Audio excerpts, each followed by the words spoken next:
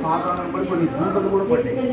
అదే ఇప్పుడు భూలోకంలో అనేకులు మోసం చేస్తూ మేము దేవుళ్ళము లేకపోతే చెప్పుకుంటూ నిజమైన దేవుడు ఉన్నాడు, తండ్రి కుమార పరిశుద్ధాత్మ విషయం. అయితే ఈ 3v3 పనిచేస్తూ ఈ యొక్క సాతాను అనేవాడు అపోస్తులైన పౌలు అంటాడు, ఈ సాతాను ఎట్లున్నాడంటే ఒక వెలుగుదూతలా ఉన్నాడు. ఎట్లున్నాడంట? వెలుగుదూతలా ఉన్నాడు. 2 కొరింథీ 10 ఏమంటాడు? వెలుగుదూత. అదే సమయంలో పేతురు వీడిని చూశాడు సాతాను. వాడు పౌలు చూసినప్పుడు ఎట్లున్నాడు? వాయుమండలానికి వస్తున్నాడు. అవిధేయులైన వాడిని ఏం చేస్తాడంట? వాడు ప్రేరేపిస్తాడంట, పాపానికి ప్రేరేపిస్తాడు. ఈ లోకంలో ఉన్న అపవిత్రతకు ప్రేరేపిస్తాడు. వాడి గురించి రాయబడింది. పేతురు వాడిని చూసినప్పుడు ఎట్లున్నాడు? గర్జించు సింహం వలె ఉన్నాడు. అపోస్తలుడైన పౌలు వాడిని చూసినప్పుడు ఎట్లున్నాడు? ఒక వెలుగుదూతలా ఉన్నాడు. సైతాన్ అంటే ఒక 2 కొమ్ములు పెట్టుకొని నల్ల డ్రెస్ వేసుకొని అట్లా ఉన్నాడు. శ్మశానంలో ఉన్నాడు. ఎక్కడుంటాడు? ఈ పక్కనే ఉంటాడు. చూసుకోండి, దేవుణ్ణి గమనించాలి. చిత్వాన్ని ఇప్పుడు మనం చూసాము, ముగ్గురిని చూసాం. శరీరము, లోకము, తర్వాత సాతాను.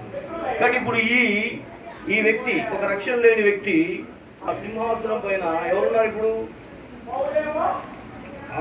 ఈ ముగ్గురు ఈ వ్యక్తిలో ఉంటారు. కింద పడిపోతున్నాయి.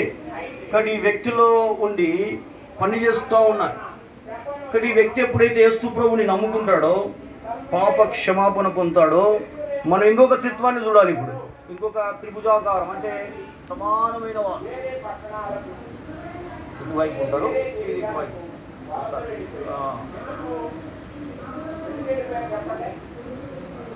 చూడండి, ఇప్పుడు ఇదేమో ఈవిల్ ట్రినిటీ, ఇదేమో దేవుని యొక్క త్రిత్వం. ఈ త్రిత్వంలో మనం చూస్తే ఫాదర్ ఎవరండి? తండ్రి అయిన దేవుడు. చాలామంది ఇప్పుడు డౌట్ ఏంటంటే తండ్రి వేరు, కుమారుడు వేరు, పరిశుద్ధాత్మ వేరేమో అని చెప్పి కొన్ని డినామినేషన్లు కూడా వచ్చాయి. ఒకరు అంటారు యెహోవా సాక్షులు అనే వాళ్ళు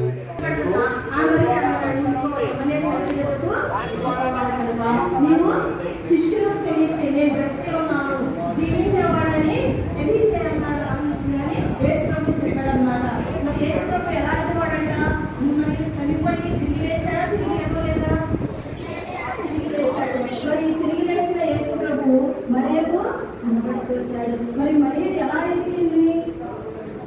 శ్రద్ధతో వెతికిందా యేసు ప్రభు కావాలని? ఏదో లేదు, దొరికితే కనిపిస్తే కనిపించేది అనుకున్నా, అనుకోలేదు. ఏమనుకుంది? అనుకోగా నా ప్రభు నాకు కనపడాలి, నా ప్రభు నేను చూడాలి, ఆయన ఉంటే నాకు చాలు, ప్రభు నేను చూస్తే చాలు అని చెప్పి మరి ఆమె ఎంతగానో ఆశతో చూస్తే కనుక యేసు ప్రభు తను మరి మరియు బయలుపరచుకోకుండా ఎదుర్కొచ్చుకుంటూ వచ్చాడు. వెంటనే శిష్యులు తెలియచేయమన్నప్పుడు యేసు ప్రభు వదిలి వెళ్ళడానికి మరేకు ఇష్టం లేదు. ఆయనతో మళ్ళా యథావిధిగా పరిచర్యలో పాల్గొనాలని ఆశతో ఉంది, మళ్ళా ప్రభుతో మరి వెంబడించాలని ఆశతో ఉంది. అయితే యేసు ప్రభు అన్నాడంట, ఏం తండ్రి ఎదుగు వెళ్ళాలి కాబట్టి అప్పుడు అయ్యారంట విధేయత చూపించింది. శిష్యులు తెలియచేయమన్నప్పుడు మరి విధేయత చూపించింది. ఎలాంటి సంతోషం ఉన్నట్టు ప్రభు మృతుల్లో నుంచి లేచాడు, తిరిగి లేచాడు, ఆయన ఉన్నాడు, అది నాకు చాలు, ఇంకా నా అక్కలన్నీ కూడా దేవుడు తీరుస్తాడు, నా ప్రభు అంటే చాలు, నేను ఏది అడిగినా దేవుడు ఇస్తాడు అని మరి ఎంతగానో సంతోషపడింది అనమాట. ఎంతగానో మరి ఆనందపడింది. ప్రభు మనకుంటే చాలా సంతోషం. మన కుటుంబంలో ప్రభు ఉంటే కుటుంబానికి ఎంతో సంతోషం. మన వ్యక్తిగత జీవితంలో ప్రభు మనకుంటే మనకు ఎంతో సంతోషం. నిజంగా మనలో ప్రభు లేకపోతే అంతా దుఃఖమే. అవునా కదా? తాత్కాలిక సంతోషాలు కాదు, వెంటనే రెడీ అవుతారు, ఇది స్థిరమైన మనసా? ఇది స్థిరమైన మనసా కాదు.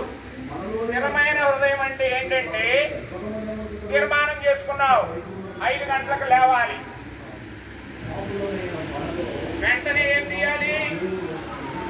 బైబిల్ తీయాలి, చదువుకోవాలి, ప్రార్థించుకోవాలి, వెంటనే రెడీ అవ్వాలి, టీవీఎస్కి వచ్చేయాలి.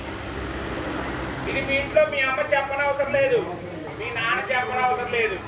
మీరే 5 గంటలకు లేచి వరుసగా 4 రోజులు లేచి చూడండి, 5వ రోజు 5 గంటలకు మీకే మెలకు వచ్చింది. అర్థమైందా? మీరు ప్రతిరోజు అలారం పెట్టుకొని లేవాల్సిన అవసరం లేదు. మీరు 4 రోజులు కనుక ఉదయాన్నే 5 గంటలకు లేస్తే 5వ రోజు అలారం మోగకుండానే మీకు మెలకు వస్తుంది. చూసుకోండి. మనకి ఇప్పుడు అంత సమయం లేదు కదా, 10 దాకా 11 దాకా ఏం చూస్తాం మనం? ఏం చూస్తాం? టీవీ, సెల్ ఫోన్ చూస్తాం. చూసి 11 గంటలకో 12 గంటలకో పడుకుంటాం. మరి 5 గంటలకు లేవాలంటే ఎక్కడ లేస్తాం మనం? మన వల్ల అయ్యే పని కాదు. అలా ఉండొచ్చా? ఉండొచ్చా? చెప్పట్లా, ఎవరు నోటితో చెప్పట్లా, వెనకవాడు చెప్పట్లా. ఎరా అలాగ ఉండొచ్చా? ఎన్ని గంటలకు లేవాలి? లేచిన వెంటనే ఏం చేయాలి? తర్వాత ఏం చేయాలి? స్నానం చేయాలి. అరే నేను స్నానం గురించి బ్రష్ గురించి చెప్పలేదురా.